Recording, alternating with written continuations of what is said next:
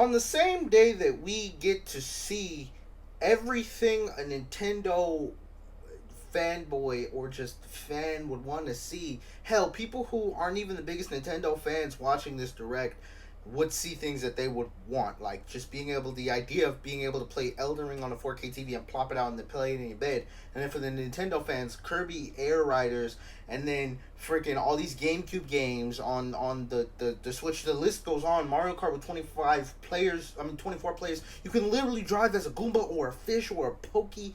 Like, you got all of this. There's something for everyone in the direct. This is probably the best direct that you could ever see. You know, as just in general, this is the best direct. And it's, I think, the best direct, especially because of what they did not say in the direct. Because quite a bit of details that have come out after, I think if they were in the direct, would have soured it. Which is why, you know what, I guess I'm glad Nintendo didn't put it in the direct, so that way I had my good first experience be watching the direct be so high. Because if they mentioned these details, it probably would have soured the taste of a lot of people. It would sour my taste just a little bit, not as much as other people, but, you know, it would kind of ruin the vibe that they were given. Because literally, this was, I'd say almost pretty much a perfect direct. I don't see any problems with this direct. But unfortunately, if you liked what you saw, you're going to have to shell out 80, 90, damn near after tax $100 to play these games. Just to play the game.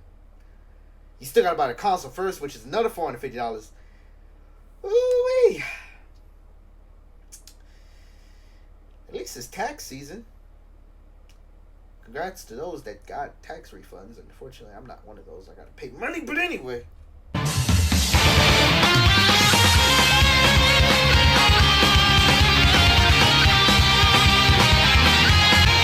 What's good, YouTube? It's your boy T-Flame. T-Flame go T and all time can't get more. Today, I just wanted to really just sit down and have a conversation with y'all, or just talk about my thoughts about the Nintendo Switch 2 presentation and the details that came after. Honestly, watching the presentation, I was so happy. I was hyped. You know, Mario Kart, I am, y'all don't understand. I go hard for Mario Kart. Like, back in college, I was the Mario Kart guy. You know what I'm saying? In the common area, I would put up Mario Kart, and people would come, and we would just, you know, shoot the shit, play Mario Kart, for hours. It was great. I have so many memories with that game, and just all Mario Karts, Mario Kart DS, Mario Kart Wii. I love Mario Kart as a whole, and so to see an open world Mario Kart is something I never thought I would see. Especially seeing some of the characters you can play as, crazy. You got Hyrule Warriors, the new one. I'm not really the biggest Zelda fan, but I'm getting into Breath of the Wild. I still gotta play Tears of the Kingdom, and so you know what? I'm starting to get into Zelda as I'm playing through Breath of the Wild. Now I'm probably gonna put that playthrough on hold and continue playing through it when I can play through it on 4K when the Switch 2 comes out. And you know, the new Donkey Kong games look crazy. Elden Ring, Cyberpunk. Playing them in 4K on my beautiful 4K TV and then being able to just pop it out of the system and play it in bed, that's going to be crazy. You're essentially getting a Steam Deck mixed with a PlayStation 5. The reason why I say PlayStation 5 is because, well, one, you can play what is it? I was going to say Fire Emblem. Final Fantasy 7 Remake and Rebirth are on the Switch, and those are, well, PC and PlayStation exclusives. But, you know, now that you can play that on a Switch, you know, that's kind of like a... Anyway, you have that, and another reason why I'm comparing it to PlayStation 5 is because we're talking about running games at 4K up to 120 FPS. Oh, wait, no. I think it's 4K 60 FPS, and then what is it? In dock? I don't know. But I know the Nintendo...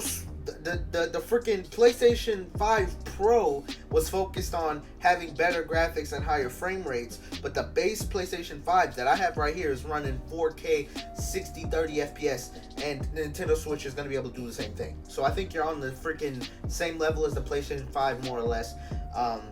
And then it's a Steam Deck because you can pop it out and just play in your hand. So you know, you're getting a modern console that you can just, it's crazy. You can play And not only that, the Nintendo Switch 2 already looks less bulky than the Steam Deck. The Steam Deck is a hefty thing. Now, let me stop. I'm gonna say something inappropriate. But anyway, the Steam Deck is thick, like ultra thick. Like definitely the Nintendo Switch 2 got a little bit more heft to it. Put on a couple more pounds, got a little bit more heft to it, right? But it's not nearly as large as the Steam Deck. So it's gonna be a comfortable form factor, and it's not even like you gotta do anything. You literally just take it out of the dock and you can play it in hand, right? Playing all these games on the PlayStation 5 that you can only play connected to TV, you can play on a handheld. That's insane.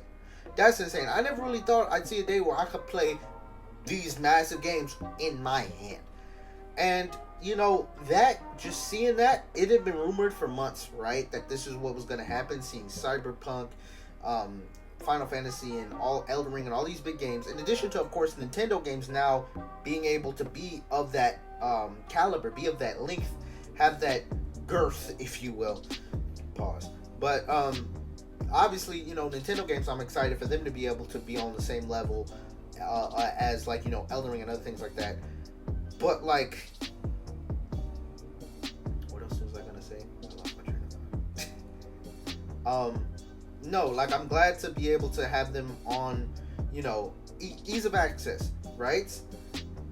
But, you know, unfortunately, a lot of people were soured by the fact that Mario Kart is going to be $80. And that's kind of crazy. Now, for me, that's going to be a lot of money. And I'm not trying to devalue it. And unfortunately, a lot of people are going to get priced out of the Nintendo Switch. Hopefully this joint goes on sale. Hopefully the games go on sale. Except Nintendo is notorious for not being they don't really have sales.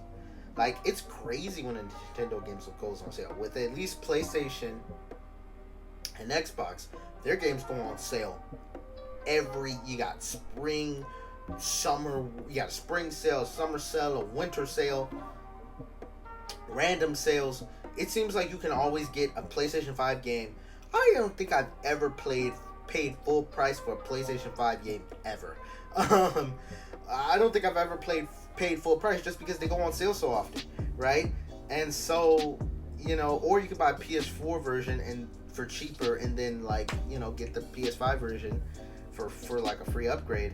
And so, you know, seeing Nintendo take initiative to do what their fans have been wanting, what everybody's wanting Nintendo to do, right? Which upscale, have their games be at the same level as, you know, all the other consoles, right? This is the first time I think ever when Nintendo is at the same level as PlayStation and Xbox, but at the same time, for being at that level, they're gonna have a higher price for it.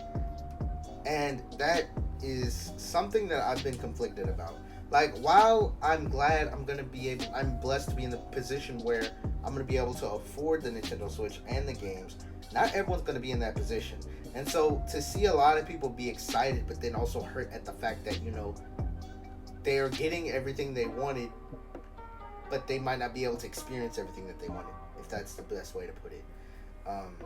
But, you know, I hope that maybe Nintendo decides to, if they're taking a page out of Sony and Xbox's book of, you know, becoming mainstream, or I guess just trying to be on their level, maybe they'll try and be on the level even more and have more sales and stuff. Maybe go outside of their comfort zone. I mean, the fact that Nintendo is releasing a spec bump of a console, like, this is essentially a Nintendo Switch, but putting it on the same level. This is the first time a new console hasn't been like a new gimmick. Like, from the GameCube to the Wii gimmick, you had the Wii controller, the Wii to Wii U controller with a screen, and then the Wii U to the Switch, you had, you know, the Switch gimmick. This is the first time that a Nintendo console is a attempt to is basically Nintendo trying to be on the same level as a competition rather than doing something unique. Like, if I'm being honest, okay, sure, you got the Joy-Con being mouse, but that's not nearly as much of a unique leap that Nintendo normally makes. So Nintendo's already going outside their comfort zone, or just doing something different with the Nintendo Switch by focusing on performance and graphic capability.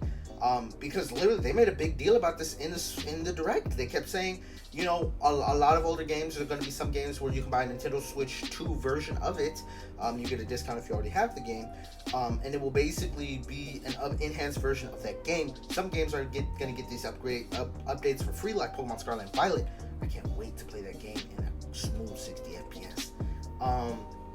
But this is the first time that's been a big feature, right? It feels less Nintendo-y, right? Because like even from the Nintendo DS to the 3DS, wait, you had the Game Boy to the Game Boy Color, where they add color, to the Game Boy Advance, where I guess I don't know. Well, the Game Boy Advance just looked better, I guess. But then the Game Boy Advance to DS had 2 screens. The DS to 3DS, you had 3D. You know what I'm saying? Like, Nintendo is focusing more on like being with the competition. So I think with that comes with, hopefully they throw games on sale. But unfortunately, it also seems like instead of just being with the competition, Nintendo actually is taking a little bit of like a step above the competition and doing sort of like an Apple thing. Like, remember when Apple removed the headphone jack and everyone started climbing on Apple, and then freaking all other phone companies started taking out the headphone jack? This is literally the same thing, but when it comes to like game prices, because I mean, Sony and Xbox can be like, we can charge this much for a game and not put them on sale. I just hope that that's not the precedent that it sets. And, you know, people have been talking about GTA 6 for the past, ever since, you know, it started being rumored. Before we even got the trailer, people talking about GTA 6 costing $100. And it's like, by the day, that argument or that idea has become more and more seeming like it's going to be the truth. And with Nintendo doing this, I think it really sets the precedent for games to start being like 80 and 100. 80, 90... 80 and 90, and now 100 is only $10 more. Now, the other part about physical media that I think is also kind of weird, that Nintendo is doing, is essentially Nintendo's, I think, is trying to be the first company to really disincentivize physical games. Now, of course, PlayStation and Xbox, both with the PS5 and the Xbox Series X and S, had digital versions that didn't have a disc slot, right? Which was the first push, because you could save money, and then you can save money because the digital versions of the consoles were cheaper. You would save money and then still get the console, but then you'd have to download the game, right? However, Nintendo is doing the opposite. They, instead of making it, or like at least incentivizing, you know, instead of making it like you get an incentive for buying, what was I gonna say? Got it. Instead of making it to where, you know, at least physical games would be cheaper because you can get them used at GameStop and stuff like that, right? Well, I guess PlayStation and Xbox don't really get a cut of the secondhand market, right? But it's just like Nintendo is basically saying, like, trying to kill, you know, physical media. At least with Xbox and PlayStation, it was like a choice. You can get the physical thing, and even then, if you got the physical, the game that the console that had the disc drive, you could get free updates to games and stuff like that, right? So if you bought a PS4 version, pop in the disc. You know what I'm saying? There were incentives to have physical games. Now Nintendo is taking a real big step to disincentivize physical games. Now, to be fair, when you buy a physical game for Xbox and PlayStation, you have to download a lot of that game onto the game itself. But at least you can download the game using the disc. With Nintendo, not only are the physical games going to be more expensive, like the baseline for physical and digital games are going up, but from what it's looking like the physical games are going to be even more expensive than the digital ones. So literally, and not only are they going to be more expensive, but you won't even get the game on a physical thing. At least with Xbox and Sony, you can get the physical game and download it off of the disc. With Nintendo, a lot of, when we're seeing digital games, you'll pay more for it, and you'll just essentially be paying for the license. You have to put the card in the Switch, and then download the game from the internet. Which is like, why would you buy the physical game? And that's the unfortunate part, is that there's literally 0 point to buy a physical game for a Nintendo Switch 2, which is unfortunate. Other than if you want a really expensive desk piece or something like that to say, look, or you're like a physical collector, which I am, there's going to be no reason. And, you know, I like physically collecting things, but even though I'm able to afford the Switch, I need to save money where I can, because even though I can afford it, I still need to save a couple of dollars, because this joint is still expensive. I have bills to pay. So I have to start buying these games digitally, and then when it comes to it, you're going to need to buy an SD card, which they mentioned you have to buy a specific kind of SD card to work for the Switch 2. You can't use your old Switch SD card. You have to buy the specific Nintendo Switch SD card.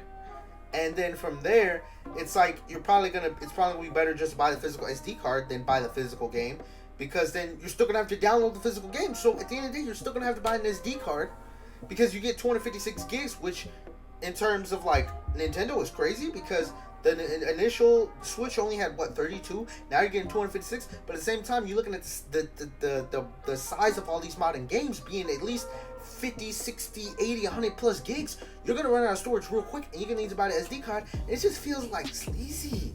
I don't like that. You know, at first I was kind of mixed about, you know, the whole, you know, price thing, but now as I'm looking into it and as I'm talking it out, thank you for listening, but as I'm talking it out more, I'm thinking like there's less and less real, like, no, there's gonna be no real reason to buy physical copies of games, especially when you're gonna have to download them.